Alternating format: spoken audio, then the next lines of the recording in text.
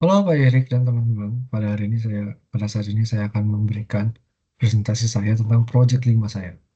Tanpa berlama-lama lagi, mari kita masuk. Oke, Project 5. Di dalam sebuah perusahaan, di dalam sebuah bisnis, restoran, food and beverage, di dalam kehidupan kita sehari-hari deh, pasti kita ada yang namanya membuang makanan gitu ya. Pasti ada namanya kita stok yang berlebih, pasti ada yang namanya kita kenyang nih makannya, terus kita buang. Sama juga dalam bisnis, itu adalah food waste. Nah, apa sih food waste itu? Food waste itu adalah limbah makanan yang dihasilkan karena bahan baku tidak terpakai atau makanan terbuang setelah disiapkan. Loh, terus kenapa kita pelajari ini loh? Tenang dulu, tenang. Jadi dampak negatif food waste ini itu ada banyak ya. Ini cuma ada 3. Pertama, lingkungan. Emisi karbon dari pengurangan makanan di tempat perbuangan sampah. Kalau misalnya kita ngomongin tentang food waste perorangan, mungkin ini tidak terlalu berpengaruh. Tapi kalau kita udah ngomong perusahaan, kita sudah ngomong industri, kita sudah ngomong bisnis, ketika food waste ini tidak dilaksanakan dengan baik, maka banyaknya banyaknya nilai-nilai negatif yang bisa di dalamnya. Nah, yang kedua, itu bisa dalam ekonomi. Kenapa? Kerugian. Yang pastinya bukan artinya perusahaan itu mau membuang sembarangan. No. Tapi bahan bakunya itu tidak terpakai. Bahan bakunya terbuang sia-sia. Itu juga mengurangi omset atau meningkatkan expense gitu ya. Yang ketiga, etika. Ketika suatu perusahaan itu membuang sampah sembarangan, oh pastinya konsumen itu image perusahaan tersebut akan hancur di mata konsumen yang peduli terhadap keberlanjutan.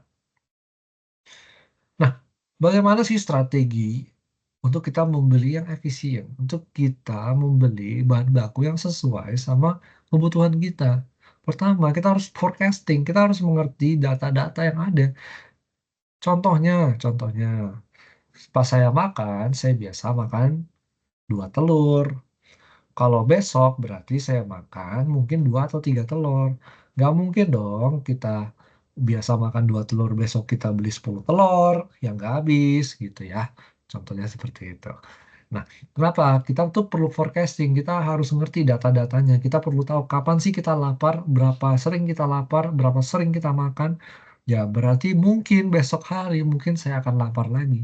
Mungkin besok hari saya akan ini lagi. Nah, bagaimana cara membuatnya? AI. Bagaimana? Digital, gitu ya. Yang kedua, kita juga bisa menyusun menu efisien. Jadi kita memprioritaskan bahan serbaguna yang dapat digunakan di beberapa menu. Gitu. Yang ketiga, kerjasama sama pemasok, membeli dalam jumlah kecil, namun sering untuk menjaga kesegaran bahan. Gitu. Selanjutnya, manfaat pengurangan food waste. Nah, dampak positif pada biaya operasional.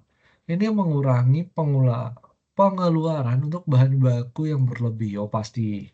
Karena kalau kita tidak ada food waste, ya pastinya bahan baku itu bisa kita gunakan dengan sebaik-baiknya. Terus juga pastinya ketika kita udah bisa melakukan pengeluaran yang mengurangi pengeluaran, ya ini pastinya mengurangi jejak karbon, emisi. Jadi kita bisa meningkatkan citra perusahaan untuk keberlanjutan kembali lagi. Nah, kita harus ngerti studi kasusnya ya. Jadi studi kasus ini saya ambil dari jurnal Sustainable Practices in the Restaurant Industry ya. Ini latar belakangnya adalah sebuah restoran di Singapura itu menghadapi tingkat food waste yang tinggi. Karena overstocking bahan baku. Ini yang sudah saya bilang ya. Selanjutnya, tindakan yang dilakukan adalah pertama, mengadopsi sistem manajemen inventaris berbasis AI untuk memprediksi kebutuhan bahan. Mungkin ada yang bertanya, kenapa sih harus berbasis AI? Sebenarnya, orang juga bisa forecasting, tapi efisiensinya dan ketepatannya itu lebih tinggi di AI, karena mereka yang mengerti data yang kita berikan. Gitu. Ini juga menerapkan kebijakan zero waste menu dengan memanfaatkan bahan sisa untuk membuat hidangan kreatif. Apa maksudnya bahan sisa? Ketika kita membuat makanan, kita kita membuat menu, kita membuat produk, pastinya ada beberapa bahan-bahan yang mungkin jarang dipakai gitu ya. Contohnya olive oil, contohnya dan lain sebagainya gitu ya. Dan ya hal-hal itu bisa kita buat menjadi menu-menu yang menarik, menu-menu yang mungkin kecil, gampang. Nah, itu bisa kita gunakan. Nah, hasilnya bagaimana? Pengurangan food waste itu sebesar 40%. Wow, dalam 6 bulan. Efisiensi biayanya meningkat 25%. Wah, ini tinggi banget ya, apalagi dalam sebuah restoran ini. Ini omsetnya, revenue masih tinggi gitu.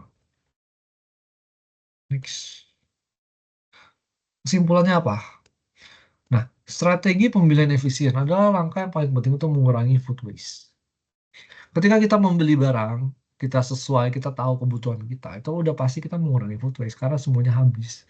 Kedua, manfaat yang dirasakan tidak hanya berupa penghematan biaya, tetapi juga kontribusi terhadap keberlanjutan. Ini meningkatkan citra perusahaan. Ketiga, contoh kasus membuktikan bahwa penggunaan teknologi dan inovasi dapat membawa dampak signifikan.